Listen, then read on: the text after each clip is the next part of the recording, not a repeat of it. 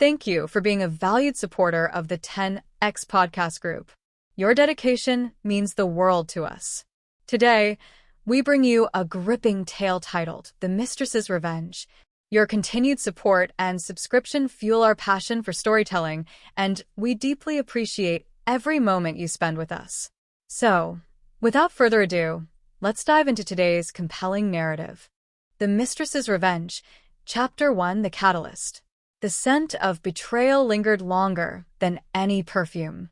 Vivian Laurent sat in the dimly lit lounge of the Astoria Hotel, swirling her glass of wine, her crimson lips curling into a brittle smile as her eyes locked on the man who had once promised her the world. Charles Armand. The name now tasted bitter on her tongue. Across the room, he was everything she had fallen for, charming, powerful, and magnetic. But tonight, his charm was directed at someone else. Vivian's fingers tightened around the fragile stem of her wineglass as she watched Charles laugh with his wife, Elizabeth. It wasn't their usual strained, obligatory laughter. It was genuine. Vivian hated how easily he had moved on, erasing her as though she were a passing infatuation. The same man who had whispered promises in her ear now behaved as though she didn't exist. The break. The unraveling had started 2 weeks earlier. Vivian had been sitting in the lush penthouse suite Charles had provided for her, a gilded cage where she waited endlessly for his stolen hours. A knock on the door interrupted her thoughts, and when she opened it, the world shifted. Charles stood there, his usual self-assured posture weighed down by something darker. "We need to talk," he said, his voice devoid of warmth. Vivian had let him in, expecting the usual apologies for his absences, maybe even an expensive gift. But what followed felt like a scalpel carving her heart. "It's over, Vivian." 2 words. 2 merciless words that echoed in her mind. She had tried to protest, to remind him of their plans, their shared secrets, their love. But Charles had only looked at her with a pity that cut deeper than any insult. "This isn't personal," he said, his voice maddeningly calm. "Elizabeth knows something. I can't risk my marriage for this anymore." Vivian's world cracked open. The affair she had invested her heart, body, and soul into was nothing more than a liability to him. She was disposable, the embers of vengeance. The days that followed were a blur of anger, heartbreak, and humiliation. She ignored his calls, weak attempts to smooth things over with offers of financial support and platitudes. She had given up too much for him, her career, her reputation, and most of all, her belief in love. And for what? To be discarded like an inconvenience? But Vivian was no ordinary woman. Where others might have wallowed in self-pity, she saw an opportunity.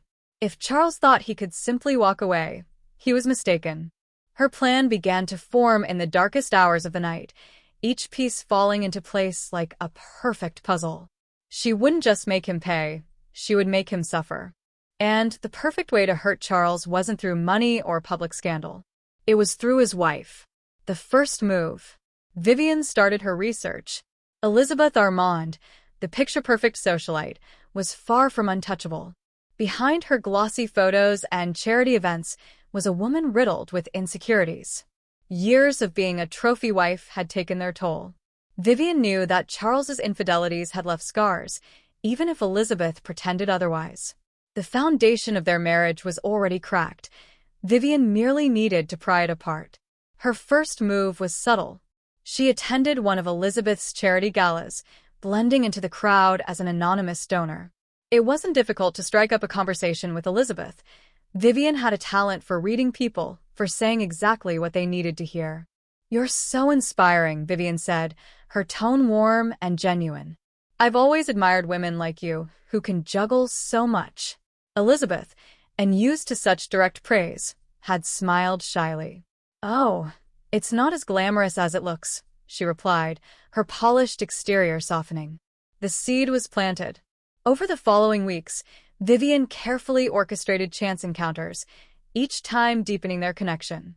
She became the supportive friend Elizabeth didn't know she needed, someone who listened without judgment, who understood her struggles. The first crack. The turning point came during a lunch date Vivian had arranged at an upscale bistro. Over glasses of Chardonnay, Elizabeth confided in her new friend. Sometimes I feel like Charles. I don't know. He's distant lately, Elizabeth admitted, her voice barely above a whisper. Do you think I'm imagining things? Vivian leaned in, her expression one of concern. I don't think you're imagining anything. I mean, powerful men, they have their secrets. Elizabeth's hand froze midair, her fork hovering over her plate. What do you mean? She asked, her tone sharp. Vivian backpedaled gracefully, planting just enough doubt without appearing accusatory. Oh, I didn't mean anything specific. I just meant that sometimes they get so focused on work that they lose sight of what's important. I'm sure it's nothing, but it was too late. The doubt had taken root. The spark of paranoia. That night, Elizabeth confronted Charles about his late nights and cryptic phone calls. He dismissed her concerns with his usual charm, but the tension in their household was palpable. Charles's confidence had always been his greatest strength, but even he couldn't deny that something felt off. For Vivian, it was a victory.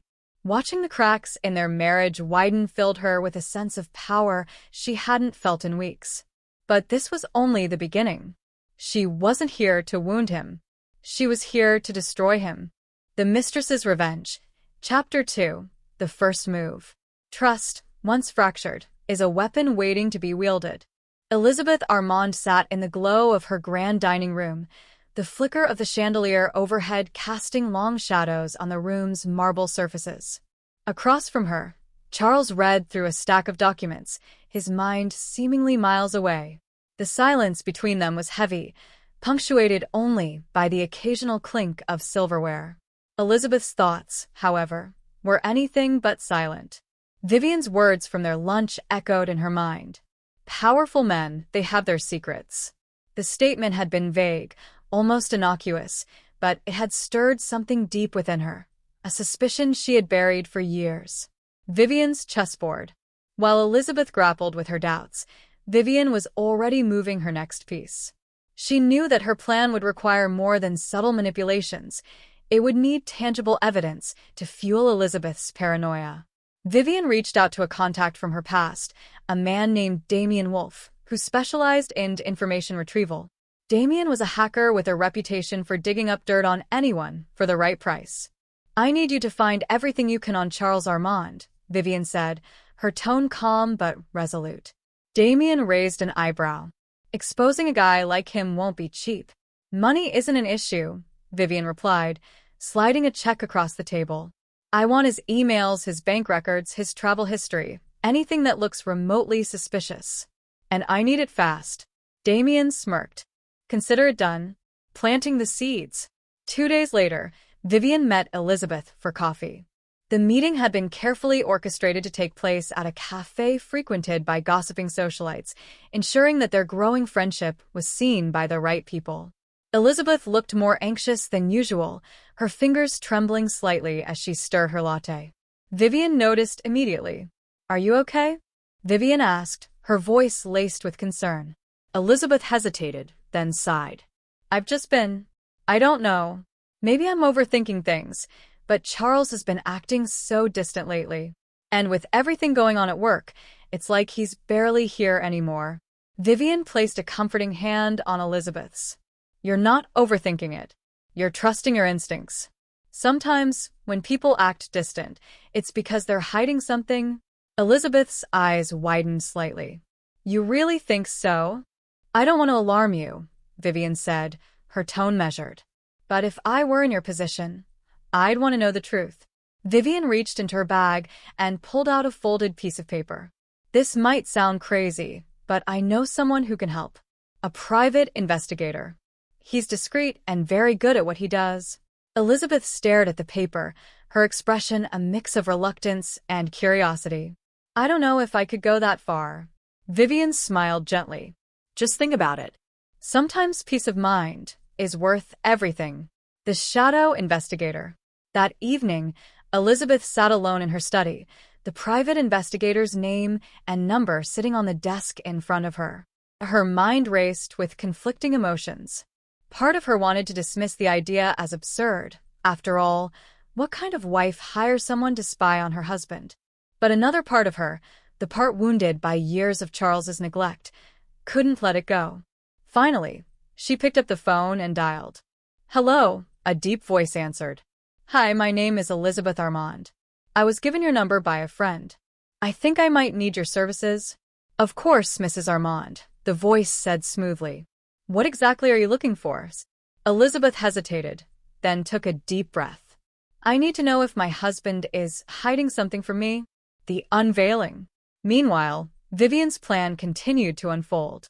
Damien had delivered a treasure trove of information, and Vivian sifted through it meticulously. While much of it was mundane, one detail caught her eye: a series of unexplained payments from Charles's personal account to an offshore account in the Cayman Islands. Vivian's lips curled into a smile. This was exactly the kind of ammunition she needed.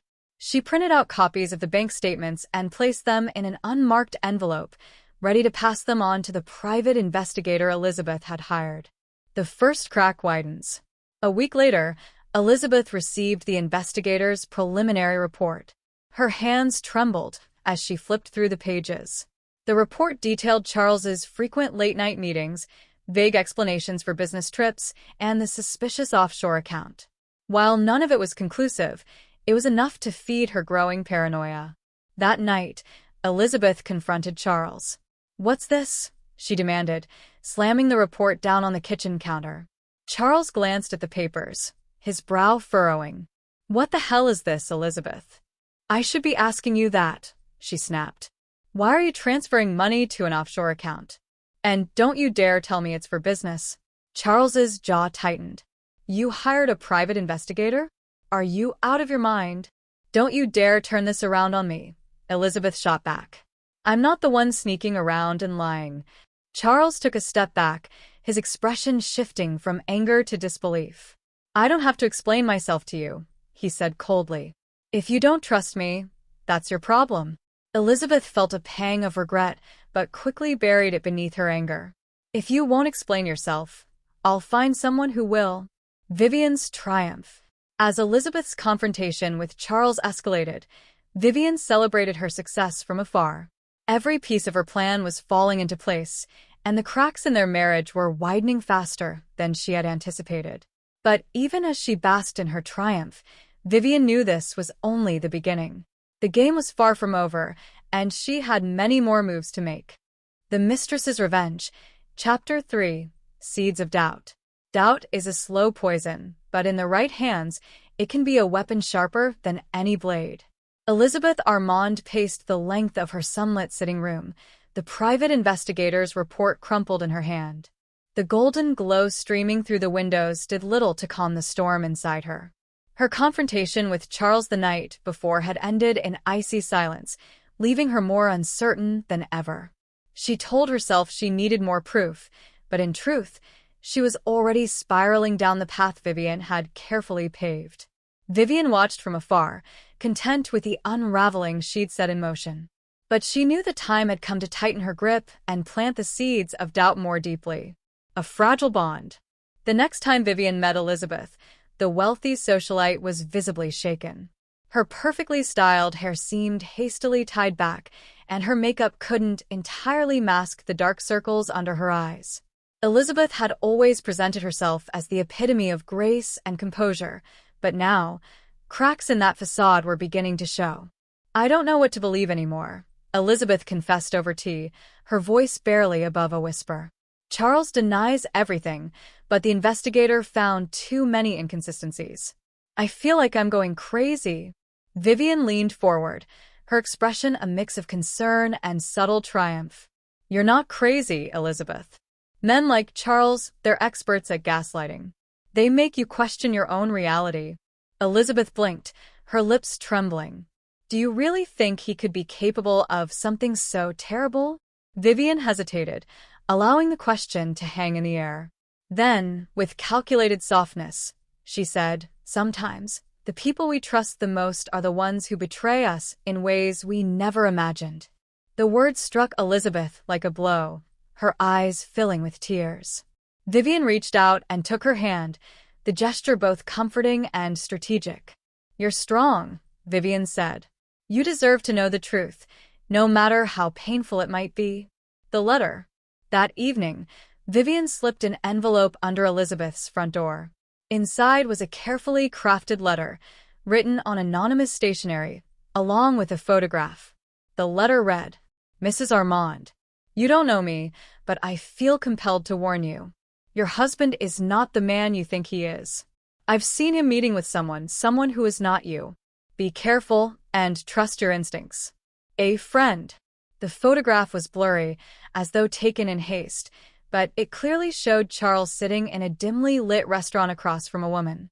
The woman's face was obscured, but her posture and the intimacy of their body language spoke volumes. Vivian had staged the photo herself, enlisting an actress to play the part of the other woman. It was a small touch, but one designed to push Elizabeth further toward the edge. The descent. Elizabeth found the envelope the next morning. Her heart raced as she read the letter, her mind immediately conjuring images of Charles betraying her. The photograph only added to her paranoia. She confronted Charles again, this time with tears and accusations. "Who is she?" Elizabeth demanded, shoving the photograph in his face. Charles, visibly shocked, took a step back. "What is this?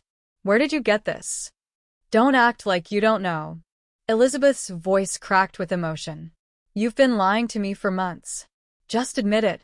Charles stared at the photograph, his expression shifting from confusion to anger. "This is ridiculous. Someone's clearly trying to manipulate you. This isn't what it looks like." "Then what is it?" Elizabeth's voice was shrill now. "Because I can't keep pretending everything's fine. I can't keep living like this." Charles shook his head, his tone icy. "Maybe you should focus on fixing yourself instead of looking for problems where there aren't any." His words stung more than Elizabeth wanted to admit. As he walked away, she sank into a nearby chair, clutching the photograph. Her tears blurred the image, but the pain in her chest was sharper than ever. Vivian's next move. Watching the fallout from a distance, Vivian felt a surge of satisfaction. But she knew better than to grow complacent. Her plan required constant momentum, and she had more cards to play. That afternoon, Vivian placed a call to Damien Wolfe. "I need another favor," she said, her voice cool and measured. "This time, it's not about digging up dirt. It's about creating it." Damien chuckled. "What do you have in mind?" Vivian smiled. "I need you to plant some messages. Emails that look like they're from Charles. Something incriminating, but not too obvious. Just enough to make his wife question everything." "Consider it done," Damien replied. "You're really going all out on this, huh?" "You have no idea," Vivian said, her tone dark. The fake emails. 2 days later, Elizabeth's personal laptop pinged with a new email notification. The message appeared to be from Charles's private account, though in reality, it was one of Damien's carefully crafted forgeries. The email read, "Meeting confirmed for Thursday night. Usual place. Make sure you're discreet. I can't afford any mistakes this time." Elizabeth's hands shook as she read the message. Her mind raced with questions. Who was the email meant for? What mistakes was he referring to? The ambiguity only deepened her anxiety. She read the email over and over, her heart pounding. It was the proof she had been searching for, or at least it felt like it. The spiral. Over the next week, Elizabeth's behavior became increasingly erratic. She started avoiding Charles, unable to look him in the eye. She found herself obsessively reading and rereading the investigator's report, the anonymous letter, and the email. Each piece of evidence felt like a piece of a puzzle she couldn't fully assemble, but one thing was clear: she could no longer trust her husband. Charles, for his part, grew more distant. He dismissed Elizabeth's concerns as paranoia, refusing to engage in any meaningful conversations. The gulf between them widened, just as Vivian had planned. The tightening grip. With Elizabeth firmly in her grasp, Vivian prepared to escalate her scheme. She knew that trust, once broken, was nearly impossible to rebuild. And she was determined to ensure that Elizabeth and Charles would never find their way back to each other. For Vivian, this was no longer about revenge. It was about control, and she was just getting started. The Mistress's Revenge, Chapter 4, Shadows and Whispers. Whispers, once planted, grow into screams that can drown out even the loudest truths. Elizabeth Armand sat in her car outside a quiet restaurant on the edge of town. The photograph Vivian had given her lay in her lap, its edges worn from constant handling. She stared at the blurred image of Charles, the other woman, leaning slightly toward him, and felt the anger bubble inside her again. Tonight, she wasn't going home until she knew the truth. A meeting in the shadows. Elizabeth's private investigator, Nathan Price, arrived moments later. His demeanor was calm and professional, but Elizabeth's erratic energy was hard to miss. "I followed your husband again," Nathan said, sliding into the passenger seat. He handed her a folder, thick with documents and photographs. "He met with the same woman from the photo yesterday." Elizabeth's heart sank. Where? What were they talking about? Nathan hesitated, his tone measured. "At a hotel. The meeting lasted over an hour. There's no audio, but based on the body language, it looked personal." Elizabeth's grip on the folder tightened. The word hotel stung, and her mind immediately filled with the worst possibilities. "I want to see it," she demanded. Nathan looked at her with mild concern. "Mrs. Armand, are you sure? Sometimes it's better not to." "I said I want to see it." With a sigh, Nathan pulled out a tablet and showed her a series of grainy surveillance videos. The footage was damning. Charles was seen entering the hotel lobby with a woman. Blonde, tall, and elegant. They exchanged a few words, then disappeared into an elevator. The image burned into Elizabeth's mind. It didn't matter what they were really doing. The insinuation was enough to confirm her suspicions. She couldn't breathe. The world felt as though it was closing in on her. Vivian's carefully orchestrated timing. While Elizabeth wrestled with her emotions, Vivian made her next move. Timing was everything, and Vivian had been meticulous in planning when and how to push Elizabeth further. Vivian had arranged to accidentally run into Elizabeth the following morning. It wasn't difficult to track Elizabeth's routine. Vivian had spent weeks studying her movements, knowing exactly where to appear. As Elizabeth walked into her favorite florist shop, her face pale and her eyes red from a sleepless night, Vivian approached her with just the right mix of concern and curiosity. "Elizabeth? Are you okay?" Vivian asked, her tone gentle but insistent. Elizabeth looked up startled. She hesitated before replying. "I don't know. I don't think I'm okay." Vivian placed a comforting hand on Elizabeth's arm. "Do you want to talk about it? Sometimes just saying things out loud can help." Elizabeth's walls, already weakened by paranoia and stress, crumbled entirely.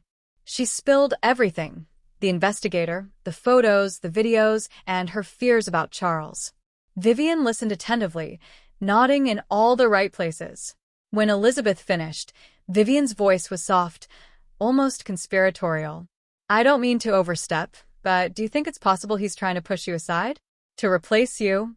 Elizabeth's eyes widened. "What do you mean?" Vivian hesitated, as though reluctant to continue, before finally saying, "Sometimes men, they want a clean break. And if they think you might stand in the way of their plans, well, they might look for ways to make sure you don't." Elizabeth froze, the implication hanging heavily in the air. Vivian didn't need to say more. The seed had been planted. The paranoia deepens. Elizabeth returned home, that evening in a daze. Every creak of the house, every passing shadow felt sinister. Vivian's words repeated in her mind like a mantra. "They might look for ways to make sure you don't." She began noticing things she had never paid attention to before. Charles's briefcase left slightly ajar, revealing documents she didn't recognize, locked drawers in his study she had never questioned, and most unsettling of all, a life insurance policy she stumbled upon while rifling through his desk. The policy, worth millions, named her as the sole beneficiary. Her hands trembled as she read the fine print. It was all too much of a coincidence. Why would he keep this hidden? She thought. What if Vivian's right? What if I'm standing in the way of something? Her mind spiraled further into suspicion and fear. Charles's growing frustration. Meanwhile, Charles was growing increasingly frustrated with Elizabeth's erratic behavior. Over dinner that evening, he attempted to address the tension between them. "Elizabeth," he began, his tone exasperated, "we can't keep going like this. You've been distant, paranoid. "What's going on?" Elizabeth's gaze snapped to him, her eyes narrowing. "You know exactly what's going on?" Charles sighed. "If this is about those ridiculous accusations, I've already told you. There's nothing to them. Someone's trying to get inside your head, and you're letting them." Elizabeth's voice rose. "Don't patronize me, Charles. I've seen the proof. I've seen the photos, the emails, the hotel videos." "What videos?" Charles asked, genuinely confused.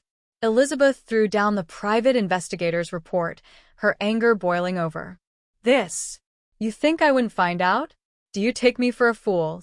Charles stared at the report, his face a mask of disbelief. "This is insane. You're accusing me of what? Having an affair? Plotting something against you?" "Elizabeth, this is paranoia, plain and simple." Elizabeth stood, her chair scraping loudly against the hardwood floor. "If it's all so innocent, then explain it. Explain why you've been sneaking around, lying to me, and meeting with other women." Charles shook his head, his voice cold. "I don't owe you an explanation for lies someone else has planted in your head." Elizabeth felt a pang of regret as he stormed out of the room, but her anger quickly overpowered it. She couldn't trust him. Not anymore. Vivian's next target. Vivian watched the growing chaos in the Armand household with satisfaction, but she knew there was still work to be done. Elizabeth was close to breaking, but Charles remained a wild card. If he discovered Vivian's involvement, her entire plan could collapse. She needed to shift her focus temporarily, and that meant targeting someone else. Nathan Price, the private investigator. Vivian reached out to Nathan anonymously, hiring him for a separate case that would keep him distracted and away from Elizabeth for the next few weeks. The less Elizabeth had to lean on, the more vulnerable she would become. The whispers grow louder. As Elizabeth lay awake that night, the shadows in her bedroom seemed to move with a life of their own. Every creak of the house sounded like a threat. Every glance from Charles felt like a warning. Her paranoia had reached a fever pitch, and she was now entirely under Vivian's control. For Vivian, this was victory. But she also knew that whispers, once loud enough, could eventually drown out even her own voice. And with each move she made, the stakes grew higher. The Mistress's Revenge, Chapter 5, The Breaking Point. There's a moment in every plan where control slips away and chaos begins to take hold. Elizabeth Armand stood in her bedroom, staring at her reflection in the antique mirror. Her pale face was framed by disheveled hair, her once bright eyes now shadowed by sleepless nights. In her hands, she clutched the damning photograph Vivian had given her, the one of Charles and the mysterious woman at the hotel.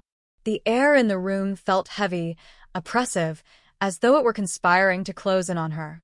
Her mind raced with questions she couldn't answer, fears she couldn't silence. She knew she was reaching a breaking point, but she also knew she couldn't stop herself. The confrontation. Charles entered the room moments later, his tie loosened and his expression weary. He paused when he saw Elizabeth, his brow furrowing in concern. "What's wrong now?" he asked, his tone tinged with frustration. Elizabeth turned to face him, holding up the photograph. "This is what's wrong." Charles sighed heavily, running a hand through his hair. "We've been over this, Elizabeth. That photo is meaningless." "Meaningless?" Elizabeth's voice trembled with anger. "You're sitting with another woman in a hotel, and you call that meaningless?" "Yes, because it's not what you think." Charles snapped, his patience finally wearing thin. "That woman is a business associate. We were discussing a deal." "In a hotel?" Elizabeth countered, her voice rising.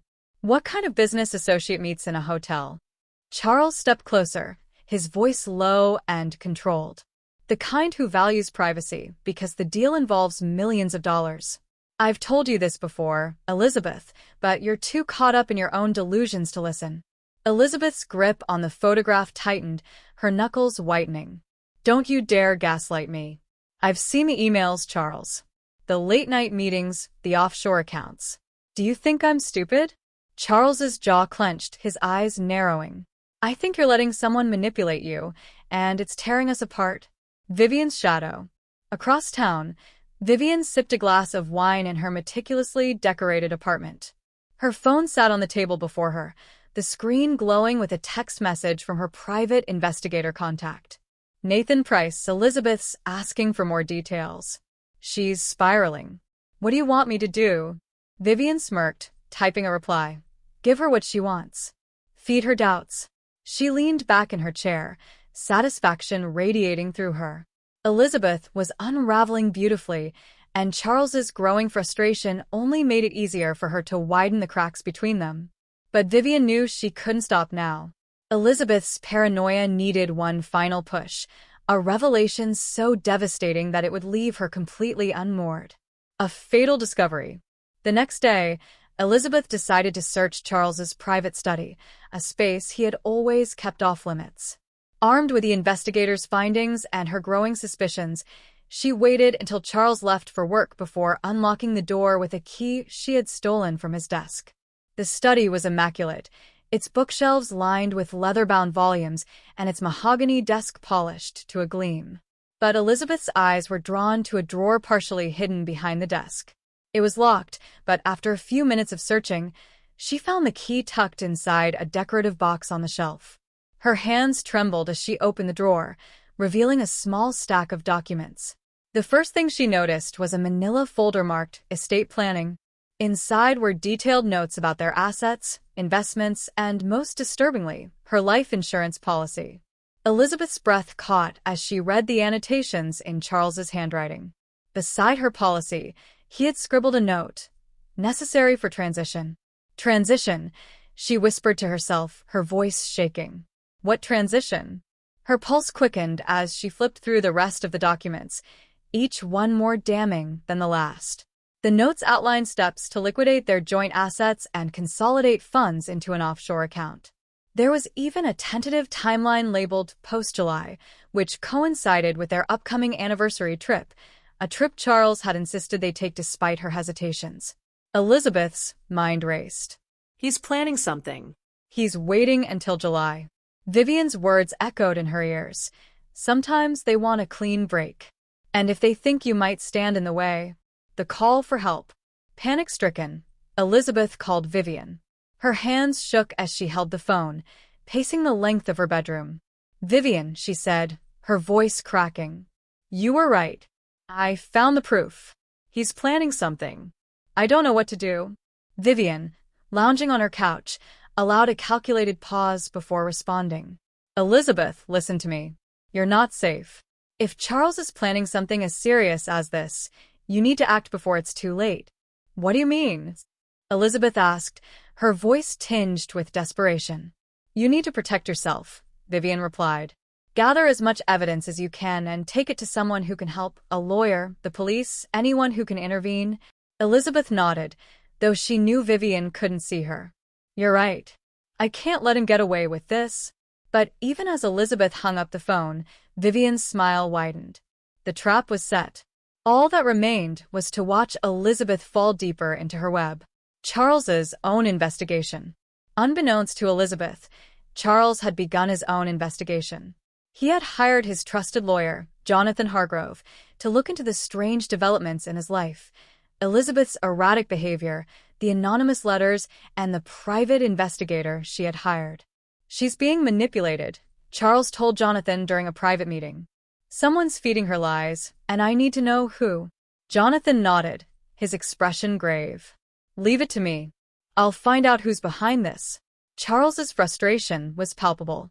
He had always prided himself on his ability to control his life, but now everything felt like it was slipping through his fingers. He didn't know who his enemy was, but he vowed to find out before it was too late. The breaking point. That evening, Elizabeth confronted Charles again. This time, she was armed with the documents from his study. Explain this, she demanded, throwing the papers onto the dining table. Charles stared at the documents, his face darkening. Where did you get these? That doesn't matter, Elizabeth snapped. What matters is that you're planning to get rid of me. Is that why you've been pushing this trip? Are you planning to too? Her voice broke as tears streamed down her face. Charles stepped forward, his tone sharp. You've lost your mind, Elizabeth. None of this is what you think it is. Then explain it, she screamed, her voice echoing through the room. Why do you have a timeline? Why are you consolidating our assets? What does necessary for transition means? Charles ran a hand through his hair, his expression a mix of anger and exasperation. It's for the business. I've been restructuring everything to protect us from the fallout of a potential lawsuit. But you wouldn't understand that because you're too busy listening to lies. Elizabeth froze, her mind spinning. A lawsuit? Yes, Elizabeth, Charles said, his voice cold. But I suppose you're too far gone to believe anything I say. As he turned and left the room, Elizabeth crumpled into a chair, clutching the documents to her chest. She didn't know what to believe anymore. All she knew was that the man she had once trusted with her life now felt like a stranger. The Mistress's Revenge, Chapter 6, The Web Tightens. Lies are fragile things until they find fertile ground in a desperate mind. Then they grow, taking root in every shadow, every silence. Elizabeth Armand awoke in the middle of the night, her breath coming in short, panicked gasps. Her dreams had been haunted by images of Charles, his face cold and unfeeling as he signed away her life with a flourish of his pen. The documents she had discovered replayed in her mind, their cryptic notes screaming warnings she couldn't ignore. Her gaze darted to the clock, 3:47 a.m. She swung her legs over the side of the bed, the cold hardwood floor grounding her chaotic thoughts. I need to know more. I need to protect myself. A new ally. The following morning, Elizabeth decided to meet with her lawyer, Martha Greer, a sharp and pragmatic woman she had known for years. If anyone could help her make sense of the documents and determine if she was in real danger, it was Martha. I'm not sure what to make of this, Elizabeth said, handing over the folder. They sat in Martha's sleek office, sunlight streaming through floor-to-ceiling windows. Martha adjusted her glasses and flipped through the papers, her expression unreadable. After several minutes, she looked up, her tone measured. These documents are concerning, but they're not definitive proof of wrongdoing. They could be interpreted in many ways. Elizabeth's heart sank. So, you're saying I'm imagining things? No, Martha replied firmly. I'm saying you need more evidence. If you truly believe Charles is hiding something or planning something, you need to find irrefutable proof. Elizabeth nodded slowly, her resolve hardening. I'll get it. Vivian's push. That afternoon, Vivian met with Damien Wolfe in a quiet corner of a bustling coffee shop. Damien handed her a flash drive, his expression smug. Everything you asked for. The fake emails are indistinguishable from the real ones, and I threw in some fabricated transactions for good measure. Vivian smirked, tucking the drive into her bag. You've outdone yourself. It's not just for you, Damien replied. I like watching people squirm. Vivian's plan was coming together perfectly. She would deliver the contents of the flash drive to Elizabeth, ensuring her doubts about Charles grew into a full-blown conviction. The tighter the web around Elizabeth, the more unhinged she would become. Elizabeth's descent. Elizabeth sat alone in her bedroom, her laptop open on the desk in front of her. Her hands trembled as she inserted the flash drive Vivian had dropped off earlier that day, claiming it contained something you need to see. The files were overwhelming, screenshots of emails allegedly sent by Charles, detailing meetings with unknown women and cryptic messages about cleaning up loose ends. Financial spreadsheets showed large withdrawals and deposits into offshore accounts, with dates that aligned suspiciously with their upcoming anniversary trip. Her stomach churned as she read through the emails, each one painting Charles as a cold, calculating man capable of anything. Her mind raced. This is the proof I need. This is what Martha was talking about. Elizabeth didn't notice the tears streaming down her face until they blurred the screen. She wiped them away angrily, her emotions vacillating between fear and fury. She felt trapped, powerless, exactly as Vivian intended. The distance grows. Charles noticed the change in Elizabeth immediately. She had always been poised, her demeanor calm and composed, but now she seemed jittery, her movements sharp and uncoordinated. She avoided him whenever possible, barely meeting his eyes when they spoke. Over dinner that evening, he tried to break the ice. Elizabeth, can we talk? I know things have been tense, but there's nothing to talk about, she interrupted, her tone flat. Charles frowned. We can't keep going on like this. If you think something's wrong, we need to address it together. Elizabeth looked up, her eyes narrowing. Together?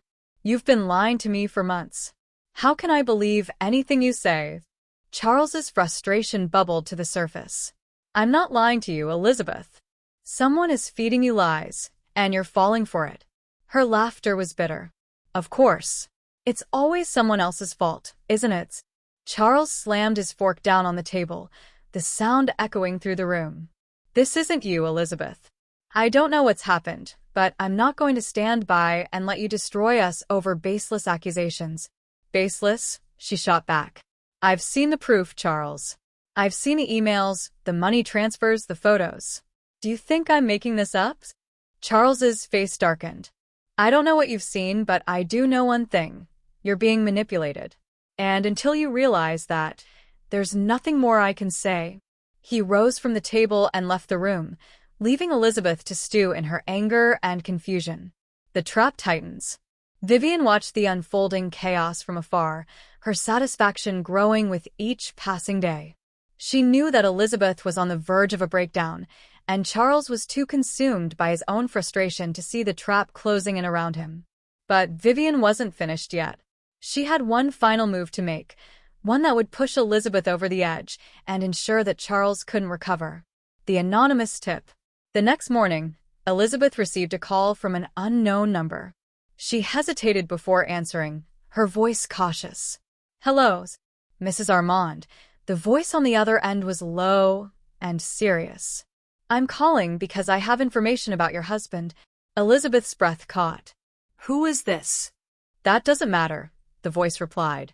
What matters is that your life is in danger. Your husband has been making arrangements to ensure you disappear. Elizabeth's blood ran cold. What kind of arrangements?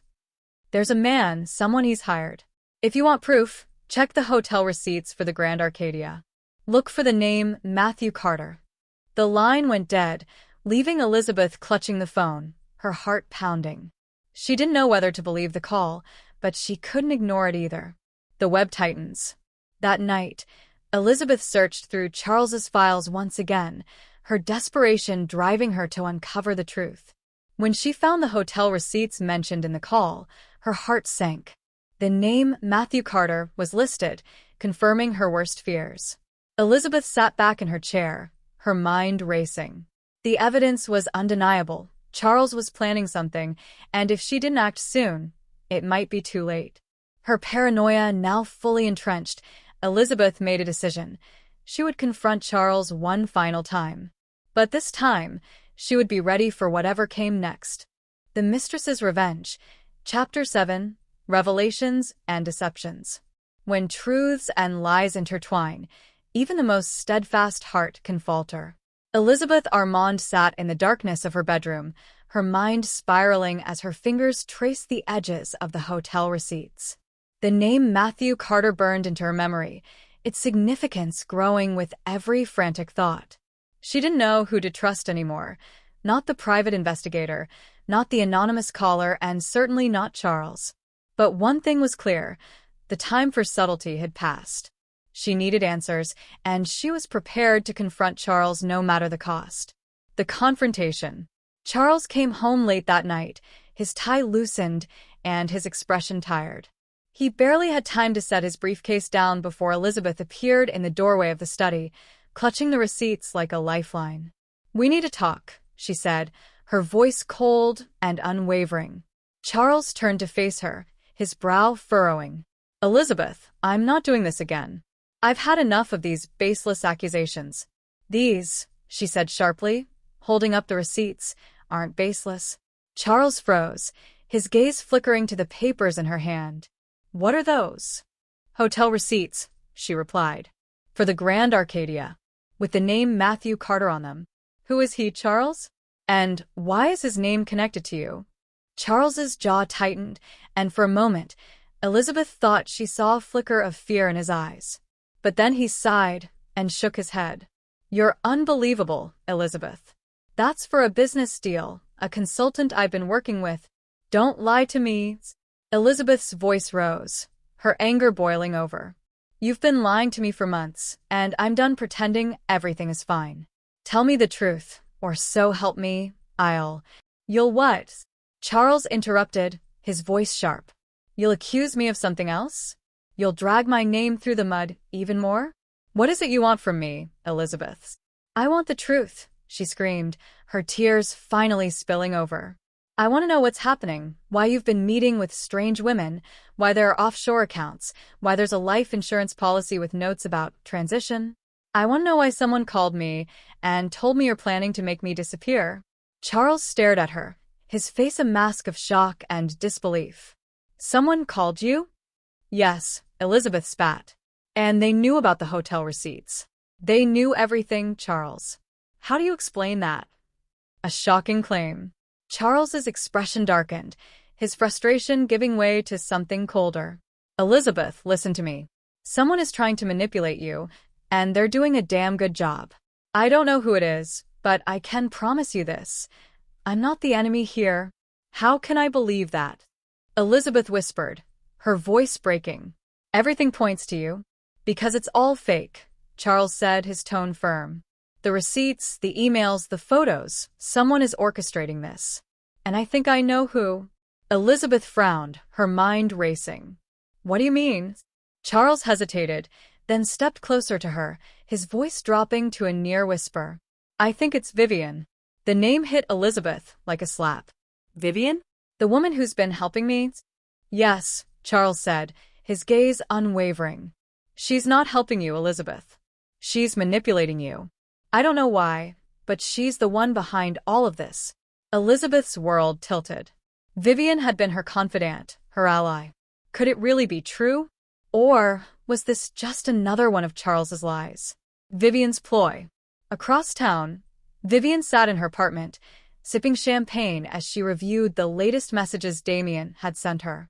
The forged documents and emails were working perfectly, driving Elizabeth deeper into paranoia and pushing her further away from Charles. Her phone buzzed with a new message from Damien. The next batch of evidence is ready. When should I send it? Vivian smiled, typing her reply, not yet. Let her stew in this for a bit longer. Timing is everything. She set her phone down and leaned back in her chair, relishing the chaos she had created. But even as she celebrated her victory, a small part of her couldn't shake the feeling that her game was growing more dangerous with every move she made. Elizabeth's inner turmoil. That night, Elizabeth lay awake in bed, her mind a battlefield of conflicting emotions. Charles's claim about Vivian had shaken her to her core, but she couldn't dismiss it outright. There were too many coincidences, too many moments where Vivian's involvement seemed convenient. But if Vivian was lying to her, what did that mean for everything else? The emails, the photos, the receipts, were they all fabrications? And if so, what was Vivian's endgame? Elizabeth couldn't shake the feeling that she was a pawn in a much larger game, one she didn't fully understand. But one thing was certain. She needed to uncover the truth, no matter where it led. A risky decision. The next morning, Elizabeth made a decision. She would confront Vivian directly. If Charles was lying, Vivian would reassure her. And if Vivian was lying, Elizabeth didn't know what she would do. She called Vivian and arranged to meet at their usual cafe. As she hung up, a sense of unease settled over her. She was stepping into uncharted territory, and she had no idea what she would find. The meeting. Vivian arrived at the cafe looking as polished and composed as ever. She greeted Elizabeth with a warm smile, but Elizabeth couldn't shake the feeling that there was something calculating in her gaze. How are you holding up? Vivian asked, her tone full of concern. Elizabeth hesitated, her hands gripping her coffee cup tightly. Not well, she admitted. I found something, and I need you to be honest with me. Vivian tilted her head, her expression innocent. Of course. What is it? Elizabeth took a deep breath. Charles says you're the one behind all of this. The emails, the photos, the receipts. He says you're manipulating me. Vivian's smile faltered for a fraction of a second before she recovered. Elizabeth, that's absurd. Why would I do something like that? I don't know, Elizabeth said, her voice trembling. But I need to hear it from you. Are you lying to me? Vivian reached across the table, taking Elizabeth's hand in hers. Elizabeth, listen to me. Charles is trying to turn this around on me because he knows you're close to uncovering the truth. Don't let him manipulate you. Elizabeth's heart wavered. Vivian's words were convincing, but the doubt planted by Charles refused to leave. For the first time, Elizabeth felt truly lost, unable to discern truth from lies. The Mistress's Revenge, Chapter 8. The Game Unravels. In every game, there comes a moment when the pieces no longer move as expected, and the board itself turns against the player. Elizabeth Armand walked away from her meeting with Vivian more conflicted than ever. Vivian had been calm and reassuring, her words dripping with sincerity, but Elizabeth couldn't shake the nagging doubt in her mind. The cracks in her trust, first in Charles, now in Vivian, were widening, threatening to shatter her fragile grasp on reality. Her thoughts churned as she drove back home, the sound of the engine drowned out by the echo of Vivian's words. Charles is turning this around on me because he knows you're close to the truth. But what truth? And whose truth could she even trust anymore? The spy turns. That night, Charles met with his lawyer, Jonathan Hargrove, in a private room at a downtown club. Jonathan had spent the past few days investigating Vivian Laurent, and what he uncovered made Charles's blood run cold. "She's dangerous," Jonathan said, sliding a folder across the table. "Her past is littered with legal disputes, accusations of fraud, and relationships that ended in chaos. She's manipulated people before, and she's doing it again." Charles flipped through the documents, his jaw tightening with every page. Vivian's history painted a picture of a woman skilled in deception, someone who could twist any situation to her advantage. "She's targeting Elizabeth," Charles said, his voice low and firm. But why? What does she gain from this? Jonathan shrugged. "Revenge, maybe. Or money. I found evidence that she's been transferring funds into offshore accounts recently, accounts linked to shell companies. She could be trying to frame you, extort you, or both." Charles closed the folder, his resolve hardening. "We need to stop her before it's too late." Elizabeth's discovery. Meanwhile, Elizabeth's own investigation took an unexpected turn. Unable to fully trust Vivian or Charles, she decided to delve deeper into Vivian's past. Using contacts she had kept from her days organizing charity events, she reached out to a private investigator independent of Nathan Price. 2 days later, she received a report that left her reeling. Vivian's history of manipulation, financial fraud, and calculated relationships was laid bare in black and white. The Vivian she thought she knew, the supportive, compassionate friend, was a facade. Elizabeth felt the floor fall out from under her. Had she been played this entire time? And if so, what was Vivian's ultimate goal? The confrontation with Nathan. Desperate for clarity, Elizabeth confronted Nathan Price about his role in the investigation. She cornered him in his office, her hands trembling as she held up the folder of evidence. "You knew about her," Elizabeth accused, her voice shaking. "You knew who Vivian was, didn't you?" Nathan hesitated, his face betraying a flicker of guilt. "Mrs. Armand, I didn't know the full extent of her history." "But you knew something," Elizabeth pressed. "And you still let her into my life." Nathan sighed, running a hand through his hair. "Vivian approached me before you did. She paid me to dig into Charles's affairs, to gather dirt on him. I didn't know she was planning to manipulate you." Elizabeth's heart sank. So this was all part of her plan? The photos, the emails, the anonymous calls? Nathan nodded reluctantly. "I think so. I'm sorry, Mrs. Armand. I never meant for it to go this far." Elizabeth felt a wave of nausea wash over her. Everything, every decision, every doubt, had been orchestrated by Vivian. And she had fallen for it completely. Vivian's mask slips. When Elizabeth confronted Vivian later that evening, it was with a fury she hadn't known she possessed. She marched into Vivian's apartment, the evidence clutched tightly in her hand. "You lied to me," Elizabeth said, her voice cold and cutting. "You've been lying to me from the start." Vivian, caught off guard, quickly composed herself. "Elizabeth, what are you talking about?" "Don't play dumb," Elizabeth snapped, throwing the folder onto the coffee table. "I know everything. Your past, your manipulations, your plan to destroy Charles and use me as a pawn." Vivian's expression darkened, the facade of kindness slipping away. "And what if I did?" she said, her tone icy. "Do you think Charles is innocent in all of this?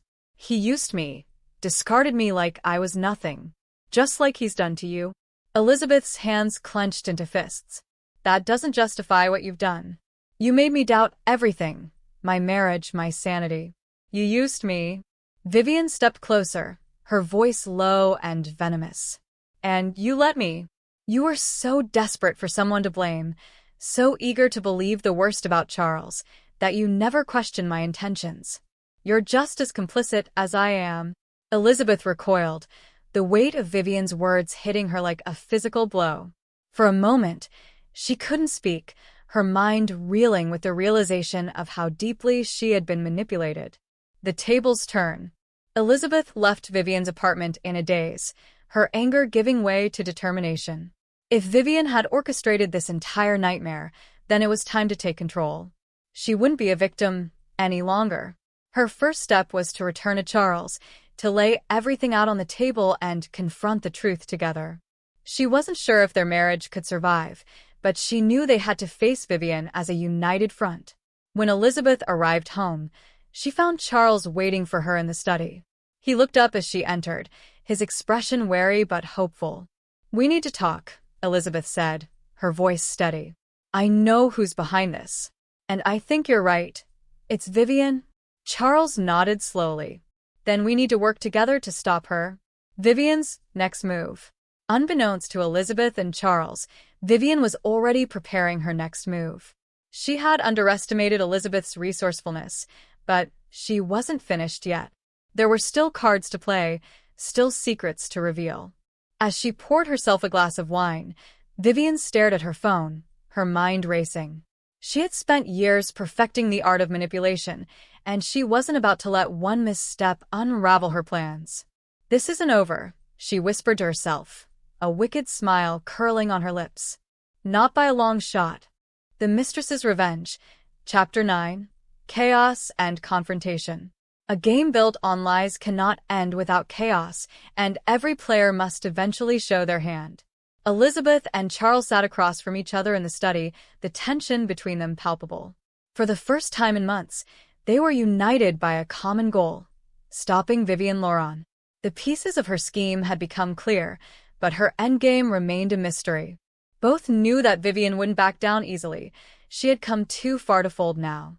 "I've contacted Jonathan," Charles said, breaking the silence. "He's digging into her finances and connections. If we can prove what she's been doing, we might have a chance to stop her before she takes this any further." Elizabeth nodded, her mind still racing.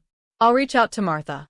If Vivian tries to escalate this, we'll need legal protection." Charles hesitated, his expression softening. "Elizabeth, I know I've made mistakes, but I need you to believe me when I say I never wanted this to happen." Elizabeth met his gaze, her emotions conflicted. "I want to believe you, Charles. I really do. But it's going to take time." Charles nodded solemnly. "Then let's start by taking her down." Vivian's trap.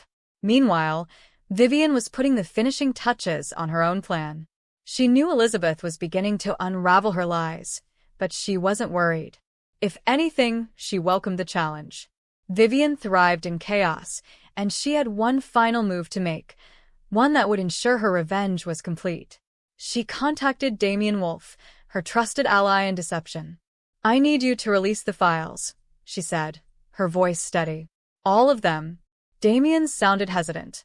"Are you sure? Once they're out, there's no going back." "I'm counting on it," Vivian replied. "Send them to the press.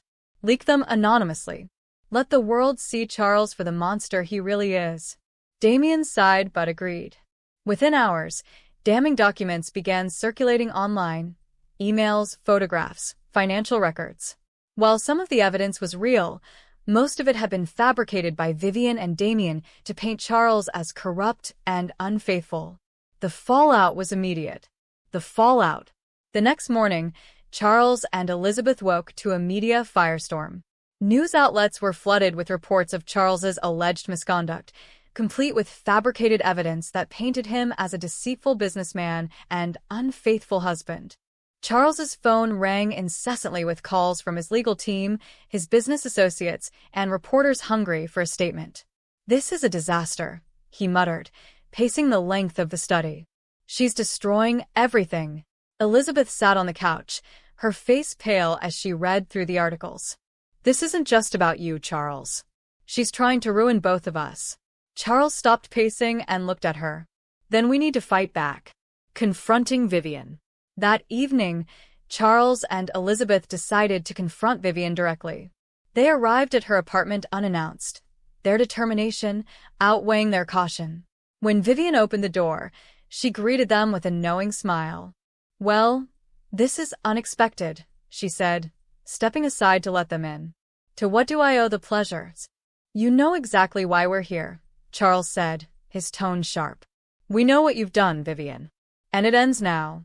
Vivian closed the door behind them, her expression calm. "I have no idea what you're talking about." "Don't play games," Elizabeth snapped, stepping forward. "The leaked files, the emails, the photos, it all leads back to you." Vivian chuckled, her eyes glinting with malice. "You give me far too much credit. Do you really think I'm the only one who's tired of Charles's lies? The only one who wants justice?" "This isn't justice," Charles said, his voice rising. "This is revenge." Vivian's smile faltered, her composure slipping for the first time. "And why shouldn't it be? Do you think you can use people, discard them, and walk away unscathed? You destroyed me, Charles. I'm just returning the favor." Elizabeth stepped closer, her voice trembling with anger. "You used me, Vivian. You made me doubt my husband, my marriage, my sanity. How is that justice?" Vivian turned to her, her expression softening slightly. "I wasn't trying to hurt you, Elizabeth. I was trying to show you the truth." "The truth?" Elizabeth scoffed. "The only truth here is that you're a manipulative liar." Vivian's eyes narrowed. "And yet, you believed me." The turning point. The confrontation grew heated, voices echoing through the apartment as accusations flew. Vivian defended her actions with the conviction of someone who believed her own lies, while Charles and Elizabeth countered with the weight of their shared determination. But just as it seemed the argument would escalate further, a loud knock interrupted them. Everyone turned toward the door as it opened to reveal Jonathan Hargrove and two police officers. "Vivian Loron," one of the officers said, stepping inside. "We have a warrant for your arrest." Vivian's eyes widened, her confidence crumbling. "What? "On what grounds?" Jonathan stepped forward, his expression cold. "Fraud, defamation, and tampering with evidence. We traced the leaked files back to you, Vivian." "It's over." The officers moved to handcuff her, but Vivian resisted, her voice rising. "This isn't over. You think you've won, but you haven't. Charles will get what's coming to him. So will you, Elizabeth." As she was led away, her voice echoed through the hallway, a chilling reminder that even in defeat, Vivian was a force to be reckoned with. Aftermath. With Vivian arrested, the storm began to settle, though the damage she had caused would take time to repair. Charles's legal team worked tirelessly to clear his name, while Elizabeth focused on rebuilding their fractured relationship. Sitting together in the quiet of their home one evening, Charles reached for Elizabeth's hand. "Do you think we can move past this?" he asked, his voice hesitant. Elizabeth looked at him, her expression thoughtful. "I don't know, but I think we can try." For the first time in months, there was a glimmer of hope. The Mistress's Revenge, Chapter 10, the final act. When all is said and done, even the most intricate games of manipulation must come to an end. But not all endings bring closure. Vivian Loron sat in the cold, gray confines of a holding cell, her hands resting on her lap. The chaos of her arrest still echoed in her mind, but her composure remained intact. She had always prided herself on being unshakable, even when the odds were stacked against her. And this was no different. The game wasn't over, not yet. The cleanup. Back at the Armand estate, Charles and Elizabeth worked tirelessly to reclaim control of their lives. Charles's legal team issued a public statement denouncing the leaked documents as fraudulent, and Jonathan Hargrove prepared to file a defamation suit against Vivian. Elizabeth, however, struggled to find peace. The wounds Vivian had inflicted ran deep, and trust, both in herself and in Charles, felt like a distant memory. One evening, as she sifted through the remaining evidence Vivian had planted, she came across a letter. It was tucked inside the folder Nathan Price had given her, its edges crisp and untouched. The handwriting on the envelope was unmistakable Vivian's.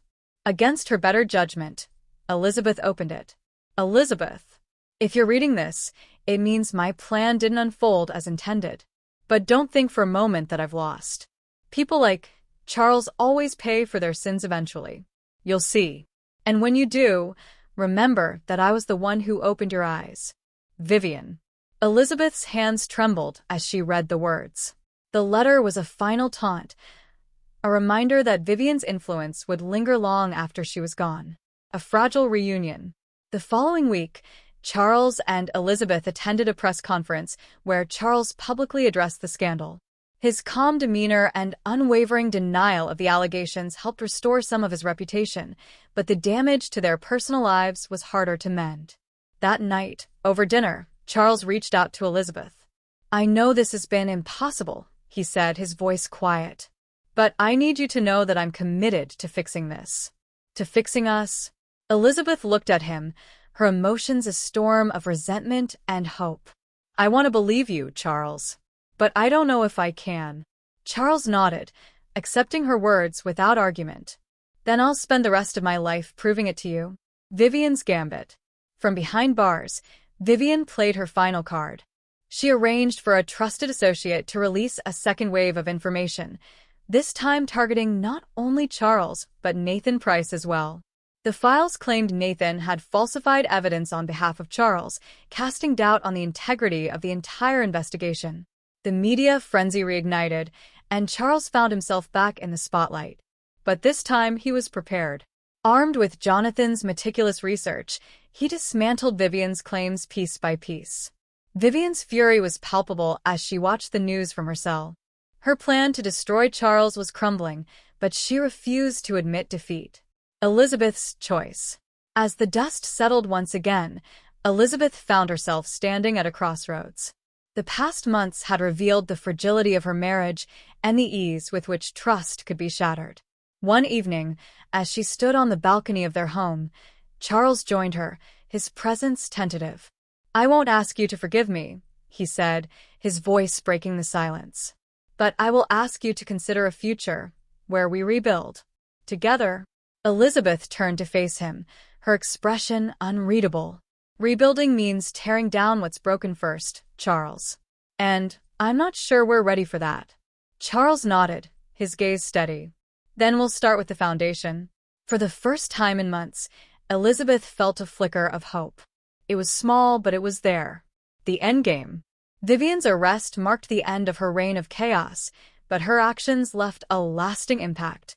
Elizabeth learned the power of doubt and the importance of trust, while Charles realized the fragility of the life he had taken for granted. Vivian, for her part, remained unapologetic. As she sat in her cell, she smiled to herself, knowing that her legacy of manipulation would linger in the minds of the Armonds for years to come. The game might be over, she whispered to herself, but the scars will remain. Epilogue. Months later, Elizabeth stood in the study, a glass of wine in her hand. The house was quiet, the chaos of the past finally replaced by a fragile peace. She glanced at the fireplace, where the remnants of Vivian's letter had been burned to ash. The memories of betrayal and manipulation still lingered, but they no longer controlled her. Turning toward the window, Elizabeth let out a deep breath. The road to rebuilding her life would be long and uncertain, but she was ready to take the first step.